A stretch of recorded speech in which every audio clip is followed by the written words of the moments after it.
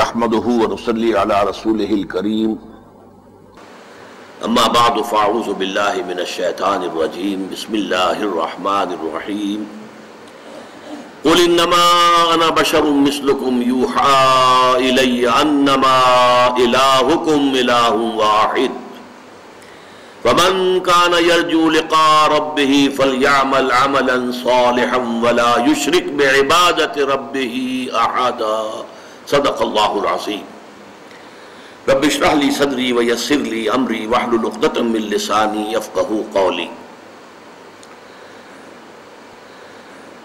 شرک فی العبادت اور توحید فی العبادت کے ضمن میں 5 عنوانات ہم معین کر چکے ہیں کہ عبادت کا جو جسد ہے، جو جسم ہے، جو نظر آتا ہے، وہ ہے اطاعت۔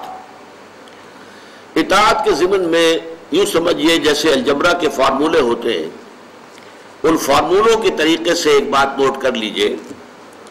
حضور نے فرمایا صلی اللہ علیہ وسلم لا طاعت لمخلوق فی معصیت الخالق، مخلوق میں سے کسی کی اطاعت نہیں کی جائے گی جس سے خالق کی معصیت لازم آتی ہے۔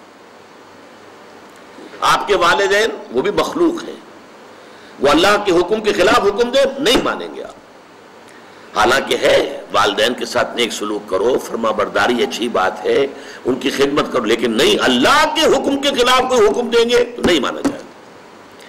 آپ کے اساتذہ ہوں، آپ کے بزرگ ہوں، آپ کے حاکم ہوں، کسے باشد، لا طاعت لمخلوق فی معصیت الخالق، اطاعت مطلق صرف اللہ کے لیے، باقی سب کی اطاعت اللہ کی اطاعت کے تابع ہوگی، اللہ کی اطاعت کے دائرے کے اندر ہوگی، جس سے اللہ کا کوئی حکم نہ ٹوٹتا ہو، اللہ کی شریعت کا کوئی حکم جو ہے پامال نہ ہوتا ہو، تب تو اطاعت کی جائے گی۔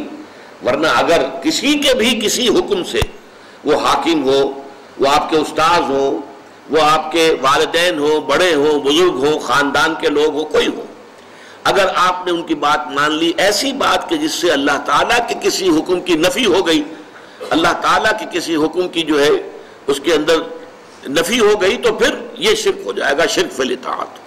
ہاں اللہ تعالیٰ کی اطاعت کے دائرے کے اندر اطاعت کر دو گے کوئی حرج نہیں۔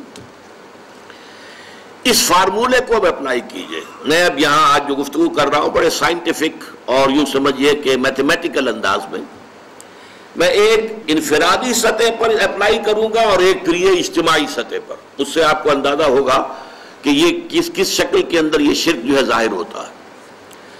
دیکھیے آپ کا نفس آپ کو ایک حکم دیتا ہے، اس کے اندر سے ایک طلب ابھرتی ہے، ایک خواہش ابھرتی ہے، آپ کو معلوم ہے کہ یہ خواہش حرام ہے،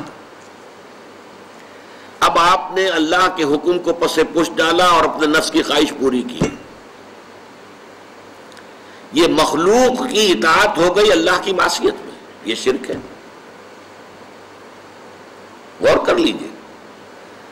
ایک حکم آپ کے نفس کا ہے، بہت خوبصورت انداز میں کہا ہے مولانا روم نے، نفس ما ہم کم ترس فرعون نیست لیکن ایراعون نیست، میرا نفس جو ہے وہ فرعون سے کم نہیں ہے۔ جیسے فرعون نے کہا تھا یہ ملک مصر جو ہے میرا ہے، میرا حکم چلے گا، میں نہیں جانتا کون اللہ واللہ کون ہے، کون موسیٰ کا رب ہے، میں نہیں جانتا، میں ہوں یہاں کا حاکم، الیس لی ملک مصر وہذہ الانہار تجری من تحتی، کیا مصر کی بادشاہت میرے ہاتھ میں نہیں ہے، اور کیا یہاں کا سارا اریگیشن کا نظام میرے کنٹرول میں نہیں ہے؟ اسی طرح مولانا روم فرماتے ہیں کہ میرا نفس بھی فرعون سے کم نہیں ہے، وہ کہتا ہے یہ وجود میرا ہے، اس پر میری مرضی چلے گی، میں نہیں جانتا کیا حلال اور کیا حرام اور کیا جائز اور کیا ناجائز اور کیا صحیح اور کیا غلط، میری خواہش پوری کرنی ہوگی۔ درمیان قار دریا تختہ بندم کر دئی، باز بھی گوئی کہ دامن ترمکن ہوشیار باش۔ اللہ تعالیٰ نے انسان کو بہت بڑے امتحان میں ڈالا ہے، بہت بڑے امتحان میں ڈالا ہے۔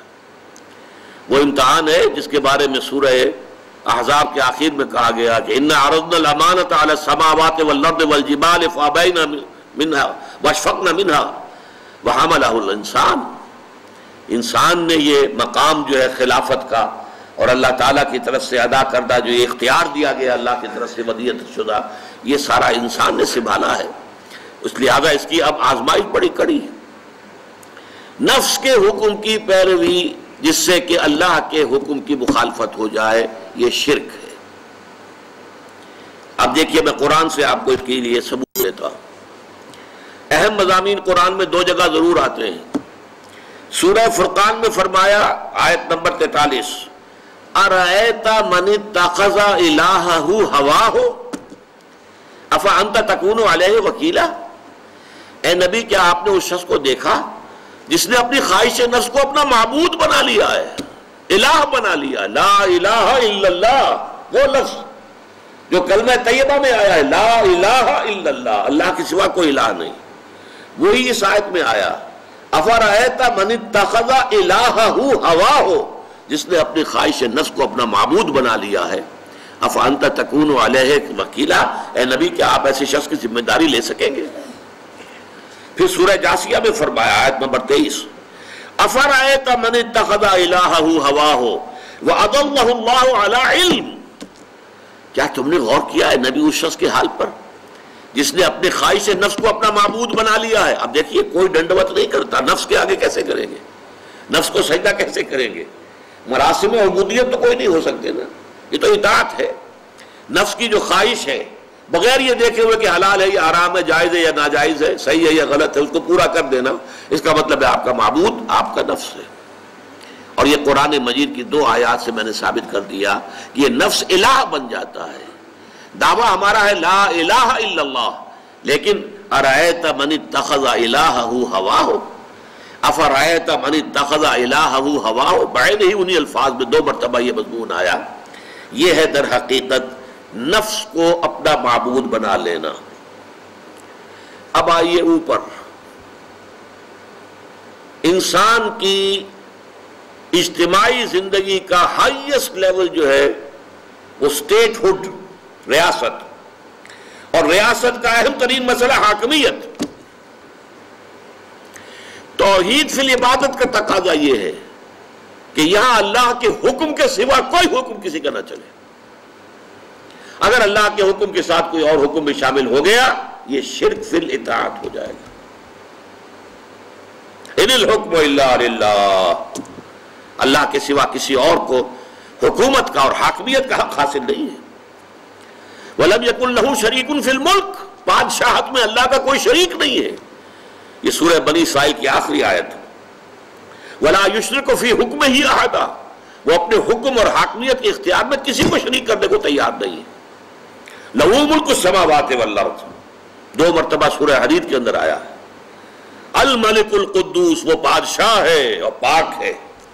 لَهُ الْمُلْكُ وَلَهُ الْحَمْدُ، بادشاہی بھی اسی کے لیے ہے، حمد بھی اسی کے لیے ہے۔ یہ ہے اللہ کی شان۔ اب اس کے خلاف کیا ہے؟ شرک۔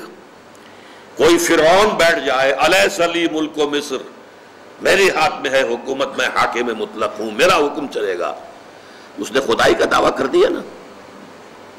اسی لیے قرآن میں آیا، اس نے کہا انا ربکم الاعلی، میں تو تمہارا رب ہوں بڑا، میرا حکم ماننا پڑے گا۔ کوئی نمرود بیٹھ گیا، حضرت ابراہیم سے جس کا بھی آپ کو معلوم ہے قرآن مجید میں سورہ بقرہ میں مناظرہ بھی ہوا، نمرود نے بھی خدائی کا دعویٰ کیا۔ وہ خدائی کیا ہے؟ یہی کہ ہمارا اختیار مطلق ہے، ہم جو چاہیں کریں۔ چنانچہ آپ نے سنا ہوگا یورپ کی ہسٹری میں the divine rights of kings, بادشاہوں کے جو حقوق اور اختیارات ہیں وہ خدائی اختیارات ہوتے ہیں۔ Divine rights of kings, kings کے اختیارات کو جو ہے، بادشاہوں کے اختیارات کو کوئی چیلنج نہیں کر سکتا، وہ تو اس سے باوراء ہیں، بلند ہیں کہ ان کے اختیارات کو چیلنج کیا جا سکے۔ ڈیوائن رائٹس، یہ ڈیوائن رائٹس آف کنگز۔ اب آج اس شرک نے کیا شکل بدلی ہے؟ آج کوئی فرعون نہیں ہے، آج کوئی نمرود نہیں ہے، لیکن جمہوریت جو اس دور کی نیلم پری ہے، پوری دنیا کی محبوبہ، معلوم ہوتا ہے کہ اس سے زیادہ بہتر تو کوئی نظام ہے